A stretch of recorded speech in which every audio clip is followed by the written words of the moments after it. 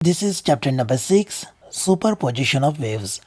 Friends, superposition of waves chapter के अंदर में हम पहला टॉपिक पढ़ने वाले हैं प्रॉपर्टीज ऑफ प्रोग्रेसिव वेव्स। तो प्रॉपर्टीज ऑफ प्रोग्रेसिव वेव के अंदर में हम सबसे पहले प्रॉपर्टी पढ़ने जा रहे हैं each particle of medium execute same type of vibration. Particle vibrate about their mean position performing simple harmonic motion. तो फ्रेंड्स, यहाँ पर हम किस बात का उल्लेख कर रहे हैं जरा देखिए। यहाँ हमने आपको एक ट्रांसवर्स वेव शो करके बताया हुआ है साइड में, जो आगे बढ़ रही है। लगातार आगे बढ़ते वक्त यहाँ पे कुछ पार्टिकल वाइब्रेट हो रहे हैं और ये पार्टिकल, जैसे यहाँ पे पार्टिकल नंबर 1 है, पार्टिकल 2 है, ये 3 पार्टिकल है और ये 4 नंबर का पार्टिकल आपको दिखाई दे रहा। This is 5 and this is 6। तो मैंने कुछ मार्क किए हुए पार्टिकल्स की तरफ आप देखिए। They all are performing vibrational motion. ये सब के सब इन्हीं वाइब्रेशन मोशन को रिपीट किए जा रहे हैं, जैसे मैं अभी यहाँ पे आपको बता रहा हूँ। तो आप देख रहे हैं कि यहाँ से यहाँ तक सब के सब पार्टिकल इसी प्रकार का वाइब्रेशनल मोशन परफॉर्म कर रहे हैं अबाउट दिस मीन पोजीशन, है ना। ये नंबर 1 से लेके नंबर लास्ट तक के। तो इसका मतलब ये तो बात तय हो गई कि they all are performing same type of vibration. अच्छा, अब आगे बढ़ता है। Particle vibrate about their mean position. तो ये वो जो मैंने यहाँ पे 0 लगाया हुआ है, ये मीन पोजीशन का है, जहाँ पे वाइब्रेटरी मोशन का डिस्प्लेसमेंट 0 है और ये मीन पोजीशन है उस मोशन के अंदर में। तो एवरीवेयर जो इस लाइन के ऊपर मैं आपको डॉटेड लाइन से बता रहा हूँ, ये डैश लाइन इंडिकेट कर रही है mean position of particles. All particles are performing simple harmonic motion. इसका मतलब है ये टू एंड फ्रो मोशन के लिए जो फोर्स इन पार्टिकल्स के ऊपर एक्ट हो रहा है, वो फोर्स जो है directly proportional to negative of their displacement है। इसका मतलब ही वो सिंपल हार्मोनिक मोशन परफॉर्म कर रहे हैं। ठीक है, तो चलिए अब आगे बढ़ते हैं। सेकंड नंबर की प्रॉपर्टी हमें बता रही है कि all vibrating particle of medium have same amplitude. अब ये एम्पलीट्यूड चीज़ क्या होती है? देखिए, मैं यहाँ पे एक लाइन ड्रॉ कर रहा हूँ। इस लाइन को आप केयरफुली देखिएगा। इस लाइन को कोई भी पार्टिकल क्रॉस नहीं कर रहा है, ये उसका मैक्सिमम डिस्प्लेसमेंट है। ठीक उसी प्रकार से यहाँ पे मैंने एक लाइन ड्रॉ किया हूँ। इस लाइन को कोई भी पार्टिकल क्रॉस करके आगे नहीं बढ़ रहा। मेरे कहने का मतलब है कि रेड के ऊपर में कोई पार्टिकल नहीं जा रहा, ब्लू के नीचे में कोई पार्टिकल नहीं जा रहा। तो यहाँ से लेकर यहाँ तक का जो भी डिस्प्लेसमेंट होगा, मान के चलिए यहाँ पर आपका वाई मैक्स है इज इक्वल टू ए। ठीक है, तो प्लस ए हम यहाँ पे लिख रहे हैं और माइनस ए हम यहाँ पे लिख रहे हैं। तो y की ये प्लस ए वैल्यू मैक्सिमम वैल्यू है, माइनस ए भी मैक्सिमम वैल्यू है। मैक्सिमम वैल्यू को हम बोलते हैं एम्पलीट्यूड। तो मैक्सिमम डिस्प्लेसमेंट देखिए प्रत्येक पार्टिकल का, चाहे 1 पार्टिकल हो, 2 पार्टिकल हो, 3 पार्टिकल हो, देखिए सबका मैक्सिमम डिस्प्लेसमेंट ए है। इसका मतलब सबका एम्पलीट्यूड सेम है। ठीक है, अब बात करते हैं पीरियड की। पूरा ऑसिलेशन कंप्लीट करने के लिए लगने वाले समय को हम बोलेंगे पीरियड। अब यहाँ से लेकर ये पार्टिकल निकला नीचे में यहाँ तक के, ओके, सीधा डायरेक्शन नीचे गया ये पार्टिकल नंबर 1, और फिर उसके बाद में यहाँ से पलट के वापस अपनी जगह पे चलने जा रहा है। ये देखिए, ये हो गया ऑसिलेशन कंप्लीट। एक ऑसिलेशन यहाँ पर कंप्लीट हो गया। मान लीजिए कि जो पहला टाइम था उसका initial time t is equal to 0 था, और जब ये यहाँ से नीचे आया और नीचे से वापस ये ऊपर जब गया, तो इस वक्त में समय कंप्लीट हो गया है t is equal to capital T। तो इस कैपिटल T को आप कहेंगे पीरियड, पीरियड ऑफ ऑसिलेशन या पीरियड ऑफ वेव। तो सभी पार्टिकल सेम पीरियड के साथ वाइब्रेट हो रहे हैं, कोई भी जल्दी नहीं, कोई भी आराम से नहीं, all have same time period. अब बात करते हैं फ्रीक्वेंसी की। फ्रीक्वेंसी किसे बोलते हैं? फ्रीक्वेंसी का मतलब होता है नंबर ऑफ ऑसिलेशंस। अब एक ऑसिलेशन के लिए टाइम पीरियड टी लगता है, ये तो देख लिया आपने, है ना। तो 1 सेकंड में कितने ऑसिलेशंस हो रहे हैं उसको बोलेंगे हम फ्रीक्वेंसी। तो number of oscillations in 1 time period उसको बोला जाएगा फ्रीक्वेंसी। फ्रीक्वेंसी को n से रिप्रेजेंट करते हैं, तो n इज इक्वल टू बन जाएगा 1/t। अब देखिए, अगर टाइम पीरियड अगर कांस्टेंट है तो 1/t भी तो कांस्टेंट हो गया ना, करेक्ट। तो फ्रीक्वेंसी भी सेम हो गई और टाइम पीरियड भी सेम हो गया, एम्पलीट्यूड भी सेम हो गया। तो ये बात आपको समझ में आ गई कि all particles of medium have same amplitude, period and frequency. ठीक है ना। चलिए, तो फिर हम आगे बढ़ते हैं। थर्ड प्रॉपर्टी हम यहाँ पे देखने वाले हैं फेज से रिलेटेड। अब सबसे पहले ये समझ लो कि ये फेज क्या होता है।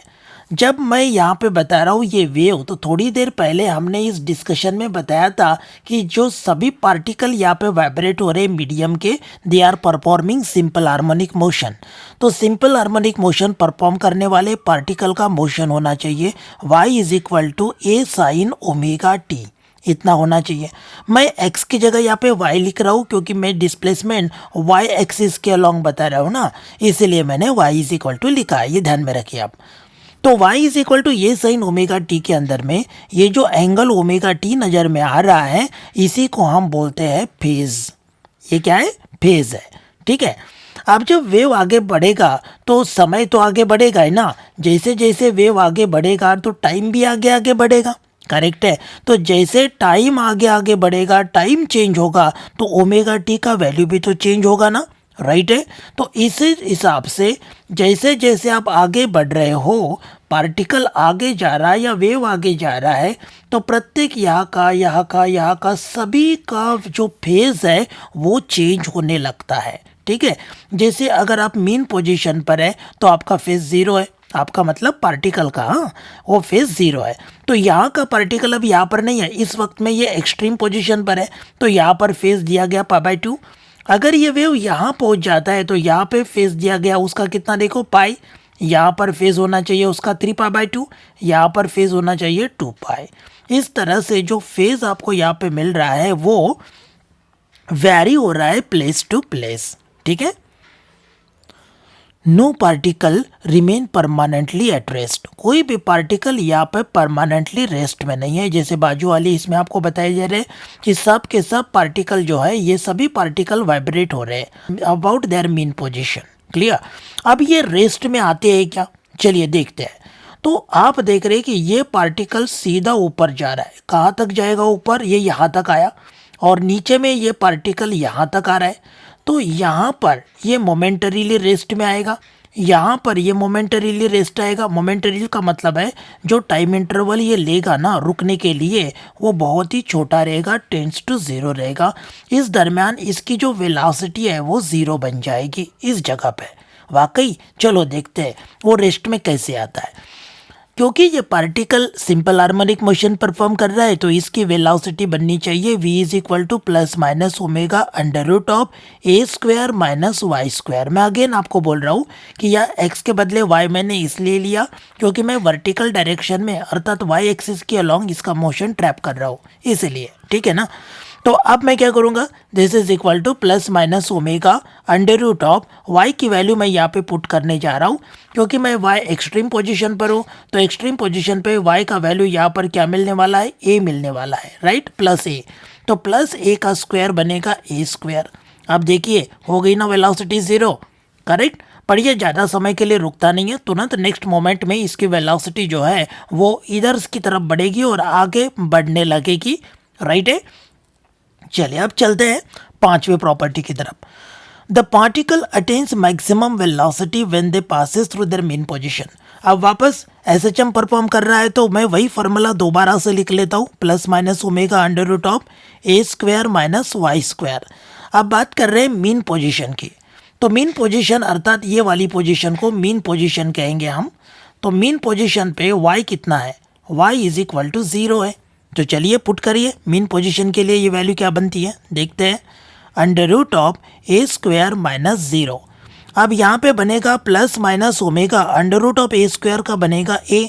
अब लीजिए ये सबसे बड़ी वैल्यू मिल गई है, मैक्सिमम वैल्यू मिल गई है वेलोसिटी की।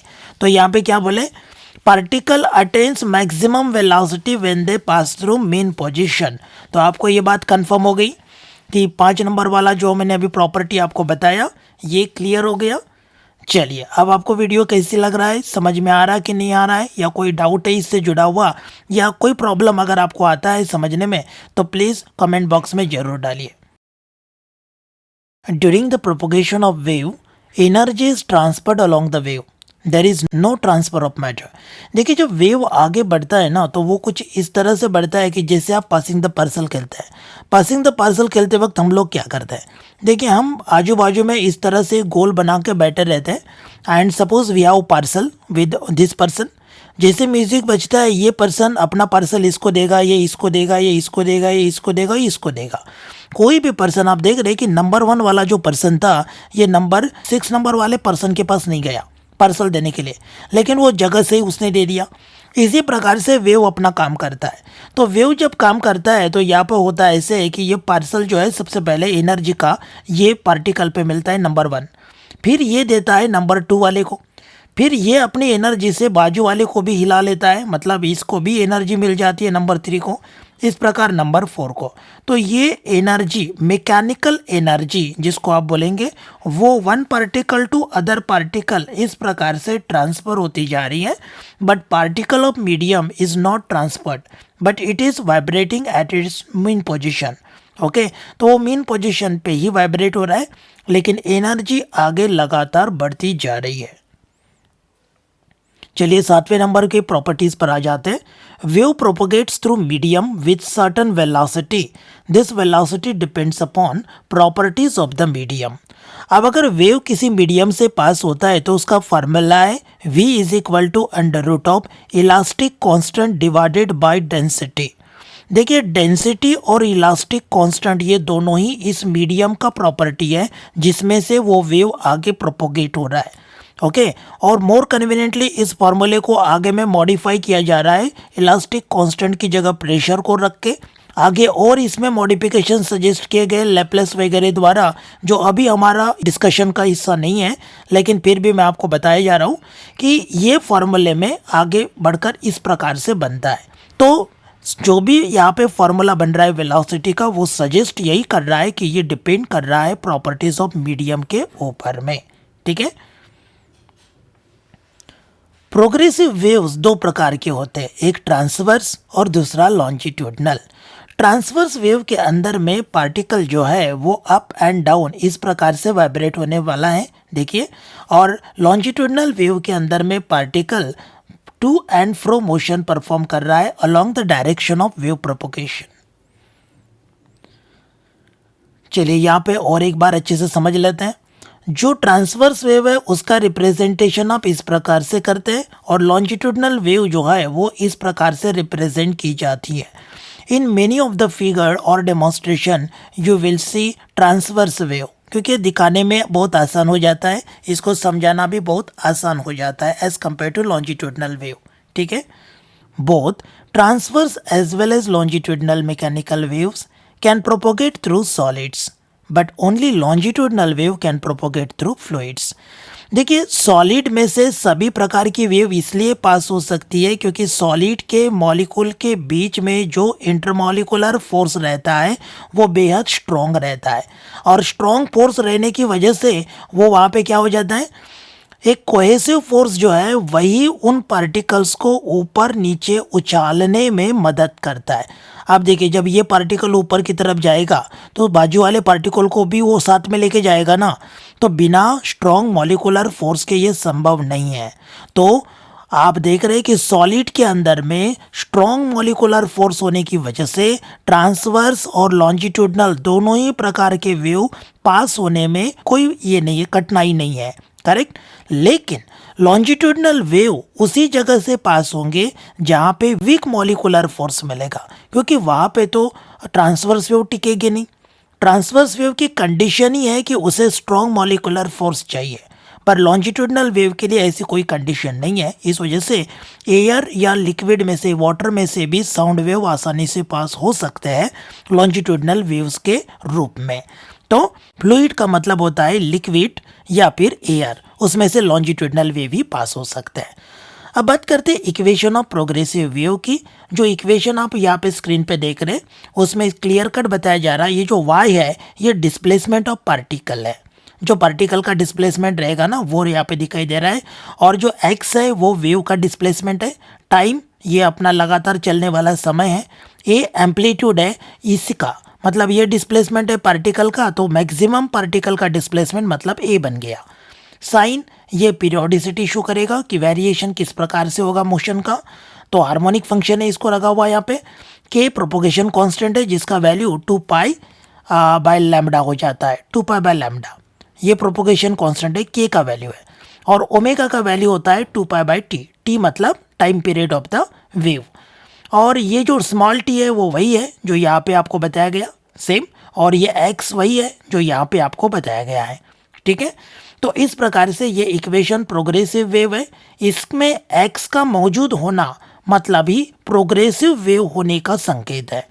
यहाँ निगेटिव साइन आपको दिखाई दे रहा है क्योंकि ये पॉजिटिव एक्स डायरेक्शन में जा रहा है, इसलिए अगर ये निगेटिव एक्स डायरेक्शन में जा रहा होता तो के एक्स प्लस ओमेगा टी ऐसा हम लिखे होते।